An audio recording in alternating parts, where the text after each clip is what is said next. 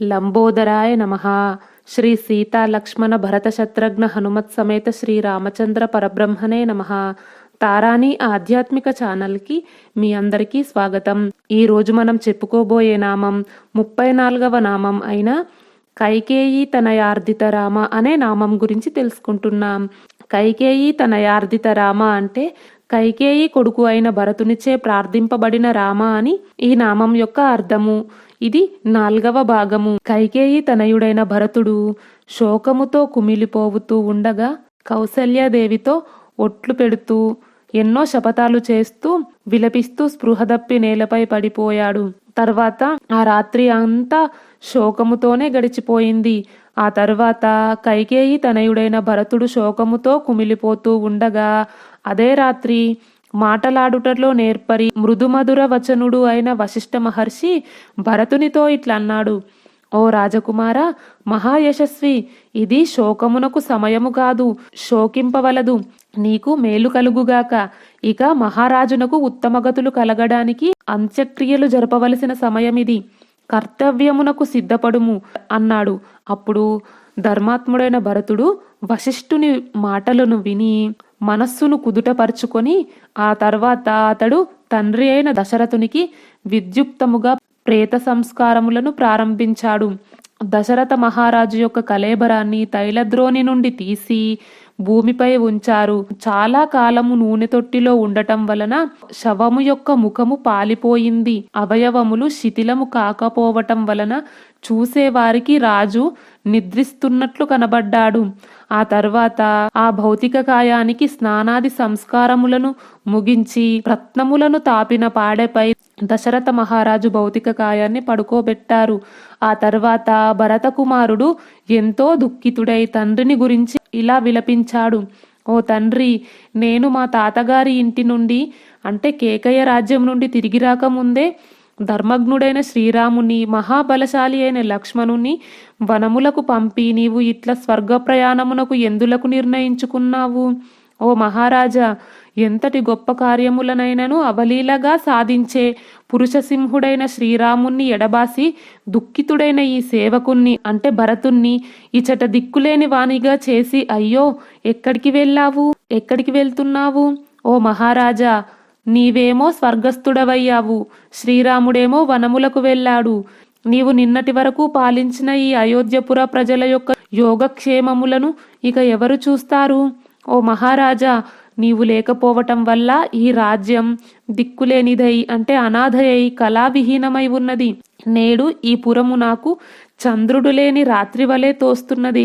దిక్కుతోచని వాడై దీనుడై ఇట్లా విలపిస్తూ ఉన్న ఆ భరతునితో వశిష్ఠ మహాముని మళ్ళీ ఇట్లా పలికాడు: ఓ మహాబాహు, మహారాజు గారికై ఆచరించవలసిన ప్రేత కార్యములను నిర్విచారముగా ప్రశాంతముగా నిర్వహింపుము అన్నాడు.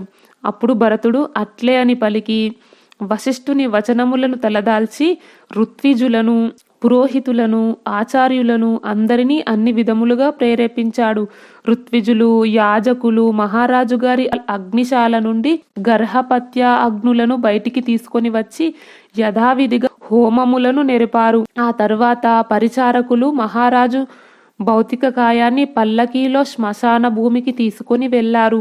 ఆ సమయమున వారి కంఠములు గద్గదములయ్యాయి, కనుల నుండి అశ్రువులు ధారలు గట్టాయి, మనస్సులు వికలమయ్యాయి.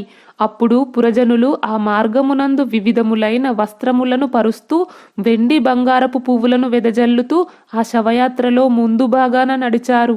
ఆ శవమును శ్మశానమునకు చేర్చిన తర్వాత చితి సిద్ధపరిచారు. ఆ చితి అందు జనులు చందనపు చెక్కలను, అగరు ముక్కలను, గుగ్గులపు పుల్లలను, సరళ, పద్మక, దేవదారు చెక్కలను ఉంచారు. కొందరు ఇంకా పలు విధములైన సుగంధ ద్రవ్యములను చల్లారు. ఆ తరువాత ఋత్విజులు రాజు శవమును పల్లకీ నుండి బయటికి తీసి చితిపై ఉంచారు. ఆ తరువాత ఋత్విజులు వేదమంత్రములను పఠిస్తూ ఉండగా, ఉద్గాతలు సామగానములు చేస్తూ ఉండగా భరతుడు చితికి నిప్పంటించాడు. ఆ తరువాత కౌసల్యాది రాజపత్నులు వృద్ధులైన పరిచారకులతో కలిసి తమ తమ అర్హతలను అనుసరించి పల్లకీలలోనూ రథాలపైనను అప్పుడు శ్మశానమునకు చేరారు. ఆ తర్వాత అశ్వమేధాది యజ్ఞములను ఆచరించిన ఆ మహారాజు యొక్క శవమును సవ్యాపసవ్యములుగా ప్రదక్షిణలు చేసి ఋత్విజులు ఆ చితికి ప్రదక్షిణములను చేశారు. ఆ సమయంలో దీనముగా ఏడుస్తున్న వేల కొలది స్త్రీల ఆర్తనాదములు క్రౌంచ పక్షుల అరుపుల వలె వినబడ్డాయి. శోక వివశలై వెక్కి వెక్కి ఏడుస్తున్న ఆ రాజపత్నులు ఎంతో విలపిస్తూ తమ తమ వాహనములపై సరయూ నదీ తీరమునకు చేరారు. వాహనముల నుండి క్రిందికి దిగి ఆ తర్వాత రాజపత్నులు, మంత్రులు, పురోహితులు భరతునితో కలిసి నదీ జలములలో తర్పణములు విడిచారు. ఆ తరువాత అందరూ కన్నీరు కారుస్తూ నగరమున ప్రవేశించారు. ఆ తరువాత 10 రోజుల వరకు నిత్యము నేలపై శయనిస్తూ దుఃఖమును దిగమెంగుతూ అంత్యక్రియలను నెరిపారు. 10 రోజులు గడిచిన తర్వాత 11వ రోజు భరతుడు శుచి అయి శుద్ధి పుణ్యాహవచన క్రియను ఆచరించాడు. 12వ రోజు షోడశము, సపిండీకరణము మొదలైన శ్రాద్ధ కర్మలను అతడు నిర్వహించాడు. భరతుడు బ్రాహ్మణులకు రత్నములను, ధనములను, అమూల్యమైన వస్త్రములను, వివిధములైన రత్నాభరణములను దానం చేశాడు. సమృద్ధిగా అన్నదానములను కూడా చేశాడు. ఆ రాజకుమారుడు మహారాజుకు ఉత్తమగతులు కలగడానికి విప్రోత్తములకు ఎంతో తెల్లని ఉన్ని శాలువలను, వేల కొలది గోవులను, దాసదాసీ జనులను, వస్తువాహనములను, అందమైన గృహములను దానం చేశాడు. ఆ తరువాత 13వ రోజున ప్రాతకాల సమయమున మహాబాహువైన భరతుడు శోక వివశుడై విలపించసాగాడు. దుఃఖభారముచే ఆయన కంఠము పెగలకుండెను. అస్థి సంచయనార్థము శ్మశానమునకు వెళ్ళి తండ్రి యొక్క చితి ప్రదేశమును సమీపించి దుఃఖముతో ఎంతో వాపోయాడు. తండ్రి, నీవు నన్ను మా అన్నయ్యైన శ్రీరాముని చేతిలో పెట్టితివి. అతడిప్పుడు వనవాసి అయి ఉన్నాడు. నన్నిక్కడ ఒంటరి వాణిని చేసి నీవేమో స్వర్గస్థుడవయ్యావు. ఇప్పుడు నాకు దిక్కెవరు? తండ్రి, కౌసల్యాదేవికి శ్రీరాముడు ప్రాణతుల్యుడు. అతడే ఆమెకు ఆధారము. అతనిని నీవు అడవుల పాలు చేశావు. ఆమె ఇప్పుడు అండలేనిదయ్యింది. ఆ కౌసల్య మాతను వీడి ఆమెను అనాథగా చేసి నీవు ఎక్కడికి వెళ్ళావు? భరతుడు తండ్రి శవము దహనమైన ప్రదేశమును చూసి అది అగ్నిజ్వాలల ప్రభావమున ఎర్రగా కనబడుతూ బూడిదతో నిండిపోయి ఉన్నది. కాలిపోయిన ఎముకలు అక్కడ చెల్లా చెదురుగా పడిపోయి ఉన్నాయి. తండ్రి కళేబరమును దహనము చేసిన ఆ స్థలమును చూసి అతడు ఎంతో బిగ్గరగా ఏడుస్తూ దుఃఖ నిమగ్నుడయ్యాడు. చితి ప్రదేశమును చూడగానే ఆ భరతుడు దీనముగా ఏడుస్తూ యంత్రబద్ధమైన ఇంద్రుని ధ్వజము పైకి ఎత్తబడుచు జారిపోయి క్రిందబడినట్లు నేలపై పడిపోయాడు. యంత్రము పడిపోవుటతో యంత్రధారమున ఉన్న ధ్వజము పడిపోవును. అట్లాగే మహారాజు పతనముతో భరతుని గుండె జారిపోయి అతడు నేలపై పడిపోయాడు. పుణ్యము క్షీణించిన తర్వాత స్వర్గము నుండి కిందబడిన యయాతిని అతని దౌహిత్రుడైన అష్టకుడు మొదలైన రాజర్షులందరూ సమీపించినట్లు శుచివ్రతుడైన భరతుని వద్దకు అతని అమాత్యులందరూ వచ్చేశారు. శత్రుఘ్నుడు కూడా శోకమున మునిగి ఉన్న భరతుణ్ణి చూచి పదే పదే మహారాజును స్మరిస్తూ స్పృహదప్పి నేలపై పడెను. ఆ తర్వాత తన తండ్రి తన ఆలనా పాలనలను చూచిన సమయములను అతడు జ్ఞప్తికి తెచ్చుకొని అప్పుడప్పుడు ఆయన విశిష్ట గుణములను స్మరిస్తూ ఎంతో దుఃఖితుడై ఉన్మత్తుని వలె నిశ్చేష్టుడై విలపించాడు. వరదానములతో కూడిన ఈ శోకసాగరము మనలనందరినీ ముంచివేసింది. దీనికి మూలము మందర కైకేయి అనే మొసలి అల్లకల్లోలపరిచినది. దీనిని అధిగమించుట అసాధ్యము. ఓ తండ్రి, సుకుమారుడు బాలుడు అనుక్షణము నీచే లాలింపబడినవాడు అయిన భరతుడు నీ కొరకై విలపిస్తూ ఉన్నాడు. అలాంటి అనుంగు పుత్రుణ్ణి వీడి తండ్రి, నీవు ఎక్కడికి వెళ్ళావు? భోజన సమయములయందు నీవు మాచే కొసరి కొసరి తినిపించేవాడవు, పానీయములను త్రాగించేవాడవు. మమ్మల్ని అడిగిన తర్వాతనే మాకు నచ్చిన వస్త్రాభరణములనే ధరింపజేసేవాడివి. మాకిప్పుడు అంత గారాభముతో ఎవరు విచారణ చేస్తారు? మహాత్ముడవు ధర్మజ్ఞుడవు అయిన నీ వంటి మహారాజును కోల్పోయిన ఈ తరుణమున భూమండలము బద్దలు కావలసి ఉన్నది. కాని అట్లా జరగకపోవటం ఆశ్చర్యకరము. తండ్రి స్వర్గమునకు చేరినాడు. అన్నయైన శ్రీరాముడు వనములను ఆశ్రయించినవాడు. ఇక నేను ఎట్లా జీవించగలను? కనుక అగ్నిలో ప్రవేశిస్తాను. తండ్రిని కోల్పోయాను, అన్నకు దూరమయ్యాను. ఇక్ష్వాకు మహారాజులు పాలించిన ఈ అయోధ్య పాడుబడింది. ఇంకా ఈ అయోధ్యలో అడుగు పెట్టను. తపోవనములకు పోతాను. అప్పుడు భరత శత్రుఘ్నుల విలాపములను విని వారి అంతులేని బాధను కనులారా చూచి వారి అనుచరులందరూ అందుకు తట్టుకోలేక మరలా తీరని దుఃఖములకు లోనయ్యారు. ఆ తరువాత భరత శత్రుఘ్నులు ఇరువురు విషాదగ్రస్తులై ఎంతో అలసిపోయిన వారై కొమ్ములు విరిగిన వృషభములాగా నేలపై పడిపోయి పొరలసాగారు.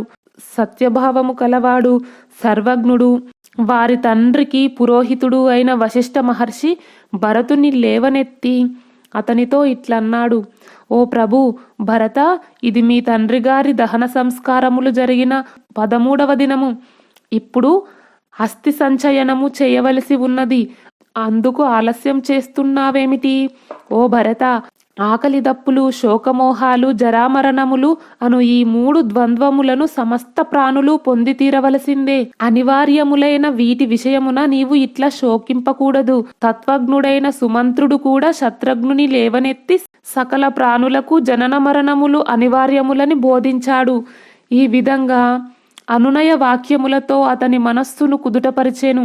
సుప్రసిద్ధులు నరశ్రేష్ఠులు అయిన భరత శత్రుఘ్నులు లేచి ఊరట చెందిన వారై ఎండకు ఎండి వానలకు తడిసిన వేరువేరు ఇంద్రధ్వజముల వలె శోభిల్లారు. ఆ ఇరువురు రాజకుమారులు ఏడ్చి ఏడ్చి ఉండటం వల్ల వారి కన్నులు ఎర్రగా అయిపోయాయి. వారు కన్నీటిని తుడుచుకుంటూ దీనముగా భాషిస్తూ ఉన్నారు. అప్పుడు ఇంకా మిగిలి ఉన్న అస్థి సంచయనాది కార్యములను నిర్వహించడానికి ఆ రాజకుమారులను అమాత్యులు తొందరపెట్టసాగారు. దశరథ మహారాజుకు అపరక్రియలు ఆచరించిన తరువాత భరతుడు ఆ దుఃఖము నుండి తేరుకోలేకపోయాడు. అప్పుడు అతడు శ్రీరాముని వద్దకు వెళ్ళటానికి ఉద్యుక్తుడయ్యాడు. అట్లాంటి స్థితిలో లక్ష్మణుని తమ్ముడైన శత్రుఘ్నుడు భరతునితో ఇట్లన్నాడు: అన్నా, సకల ప్రాణుల ఆపదలను తొలగించి వారిని కాపాడగల సమర్థుడు శ్రీరాముడు. ఇక అతడు మనలను ఆదుకును విషయము చెప్పనేలా? అలాంటి మహాసత్వ సంపన్నుడైన శ్రీరాముని ఒక అబల అడవులకు పంపెనే. నిజముగా ఇది ఎంతో దుఃఖకరం. బలశాలి పరాక్రమ సంపన్నుడు అయిన లక్ష్మణుని అంతటి వాడు ఎదుటనే ఉండి కూడా తండ్రిని ఎదిరించి అయినా శ్రీరామునికి తటస్థించిన ఈ సంకట స్థితిని ఎందుకు తొలగింపలేదు? ఇది ఆశ్చర్యం కలిగిస్తున్నది. మహారాజు ఒక స్త్రీకి వశుడై తప్పుదారిని పట్టేటప్పుడు లక్ష్మణుడు ముందుగానే న్యాయాన్యాయాలను గమనించి అతని ఆటను కట్టించవలసి ఉండేది కదా. లక్ష్మణుని తమ్ముడైన శత్రుఘ్నుడు రోషముతో ఇట్లా పలుకుతూ ఉండగా ఇంతలో ఒంటి నిండా సొమ్ములు పెట్టుకుని ఉన్న గూనిమందర అక్కడికి వచ్చి తూర్పు వాకిట నిలబడి ఉన్నది. ఆమె మేలైన మంచి గంధములను పూసుకొని ఉన్నది. రాణులు మాత్రమే ధరింపదగిన అమూల్య వస్త్రములను కైకేయి బహుకరించింది. అప్పుడు ఆమె ధరించి ఉన్నది రత్నములు పొదిగిన బంగారు ఆభరణములు అన్ని అవయవములయందు పెట్టుకొని ఉన్నది. నడుముకు చిత్ర విచిత్రములైన వడ్డానములను ఇంకా వివిధములైన స్వర్ణాభరణములను ధరించి ఉన్న ఆ కుబ్జ త్రాడుతో చుట్టబడిన ఆడకోతి వలె కనిపిస్తున్నది. ఆ తర్వాత ద్వారపాలకులు ఎంతో పాపాత్మురాలు కఠినాత్మురాలు అయిన ఆ మందరను చూచి ఆమెను తీసుకొని వచ్చి శత్రుఘ్నునకు ఇట్లా నివేదించారు: అయ్యా, ఈమె కారణంగానే శ్రీరాముడు వనములకు వెళ్ళాడు. మీ తండ్రి దశరథ మహారాజు దేహము చాలించాడు. ఇలాంటి పాపాత్మురాలు క్రూరురాలు అయిన ఈ గూని మందరను మీ ఇష్టం వచ్చినట్లు చెయ్యండి. మీ ఇష్ట ప్రకారం శిక్షించండి. నియమజీవనుడు ఎంతో దుఃఖితుడు అయి ఉన్న శత్రుఘ్నుడు ఆ ద్వారపాలకుల మాటలను విన్న తరువాత అక్కడ ఉన్న అంతఃపుర వాసులను అందరినీ ఉద్దేశించి ఇట్లన్నాడు: ఈమె మా తండ్రి గారికి అలాగే మా సోదరులందరికీ తీరని దుఃఖము తెచ్చిపెట్టింది. కాబట్టి ఈ దుర్మార్గురాలు తన దుష్కర్మలకు తగిన ఫలములు అనుభవించి తీరవలసిందే. శత్రుఘ్నుడు ఇలా పలికి తోడి దాసీజనులతో కూడి ఉన్న ఆ కుబ్జను గట్టిగా పట్టుకున్నాడు. అప్పుడు ఆ దాసి భయంతో బిగ్గరగా గోలపెట్టింది. దాని అరుపులకు ఆ భవనమంతా ప్రతిధ్వనించింది. అప్పుడు ఆ కుబ్జ యొక్క తోటి దాసి జనులందరూ భయాందోళనలకు గురి అయ్యారు. ఆ తరువాత వారు కోపంగా ఉన్న శత్రుఘ్నుణ్ణి చూచి ఎటువారటు పారిపోయారు. ఆ తరువాత సఖీజనులందరూ ఒక చోట చేరి ఇతడు మందరను పట్టుకున్న తీరును చూడగా ఆ మందరనే కాదు, ఎవ్వరినీ ప్రాణములతో వదిలిపెట్టేటట్లు లేడు అని మనసులో అనుకున్నారు. ఇప్పుడు మనము వెంటనే కౌసల్యాదేవి వద్దకు వెళ్ళి ఆమెను శరణుగోరుదాము అని ఎంతో కనికరము గల గొప్ప ఇల్లాలు, మృదు మధుర భాషిని, ధర్మజ్ఞురాలుగా పేరు ప్రతిష్టలు గాంచినది. వాస్తవముగా ఇప్పుడు మనందరికీ ఆమెయే దిక్కు. శత్రువులను రూపుమాపు వాడైన ఆ శత్రుఘ్నుడు రోషముతో కన్నులెర్రజేసిన వాడై ఏడుస్తూ మొత్తుకొనుచున్న ఆ గూనిదానిని నేలపై ఈడ్చుకుంటూ వచ్చాడు. అతడు ఆ గూని మందరను అట్లా లాగుకొని వస్తూ ఉండగా ఆమె ధరించి ఉన్న చిత్ర విచిత్రములైన ఆభరణములన్నీ నేలపై చెల్లా చెదురుగా పడిపోయాయి. ఆ తరువాత చెల్లా చెదురై పడిపోయి ఉన్న ఆభరణములతో విలసిల్లుతున్న ఆ భవనము శరత్కాలములందు మిలమిలలాడుతుండే నక్షత్రములతో విరాజిల్లుతున్న ఆకాశంలాగా ప్రకాశిస్తున్నది. ఎంతో బలశాలి నరశ్రేష్ఠుడు శత్రుఘ్నుడు ఎంతో కోపంగా మందరను వేగముగా ఈడ్చుకొని పోతుండగా ఆమెను విడిపించడాని కోసం కైకేయి అక్కడికి వచ్చింది. అప్పుడతడు ఆమెను ధిక్కరించుచు కఠోర వచనములను పలికాడు. శత్రుఘ్నుడు క్రోధావేశముతో తీవ్రముగా పలికిన కఠినమైన మాటలను భరించలేక కైకేయి ఎంతో దుఃఖిత అయ్యింది. అంతేకాక ఇంకా అతడు ఏమి చేస్తాడో అని తలచి ఆమె ఎంతో భయకంపితయై తన కుమారుడైన భరతుని శరణుజొచ్చింది. ఆ తర్వాత భరతుడు తనను శరణుజొచ్చిన కైకేయిని చూచి కోపంతో శత్రుఘ్నునితో, ఈమెను క్షమింపుము, ఎవ్వరునూ స్త్రీలను చంపడం తగదు అన్నాడు. కైకేయి ఎంతో దుష్టురాలు, ఎంతో పాపాత్మురాలు కాబట్టి ఆమెను నేనే చంపవలసి ఉన్నది. కాని ధర్మాత్ముడైన శ్రీరాముడు ఇతడు మాతృహంతకుడు అని నన్ను నిందించుననే భయముతో నేను అట్లా చెయ్యలేదు.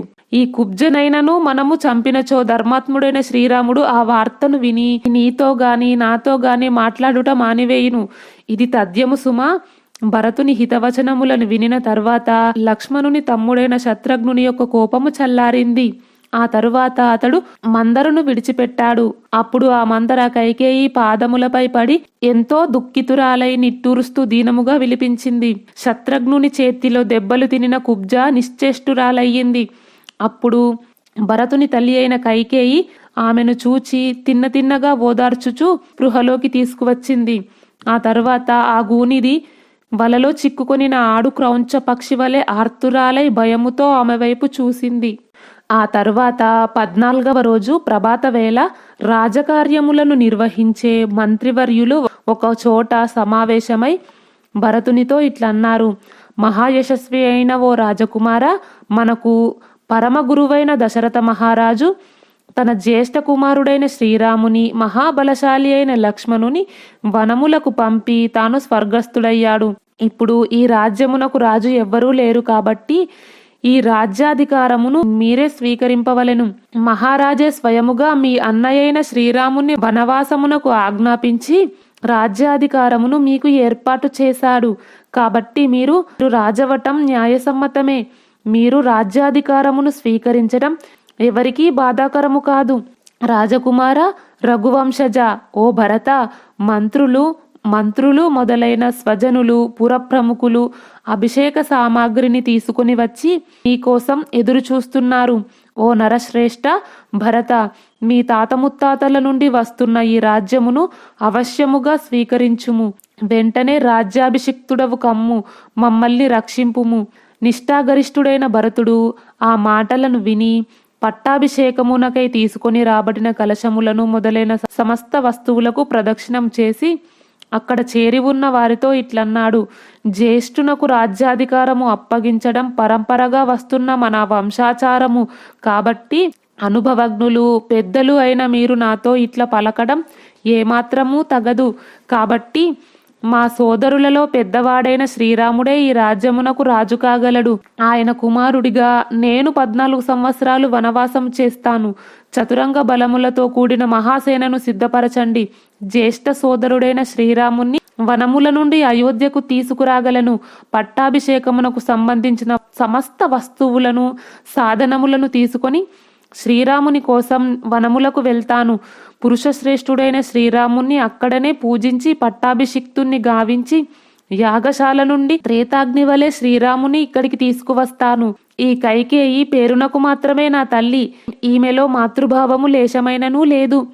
ఈమె కోరికను నెరవేరనీయము. ఈ రాజ్యమునకు శ్రీరాముడే రాజు కాగలడు. నేను మాత్రం ఆ కారడవులలో నివసిస్తాను. శిల్పులు ముందుగా వెళ్ళి ఎగుడు దిగుడుగా ఉండే బాటలను సమంగా చేయండి. అడవుల బాటలను బాగా తెలిసిన వారు రక్షకులుగా మన వెంట రావాలి. శ్రీరాముని కోసం ఇలా మాట్లాడుతున్న రాజకుమారుడైన భరతునితో అక్కడ చేరి ఉన్న వారందరూ ఎంతో సముచితములైన వచనములతో ఇట్లన్నారు.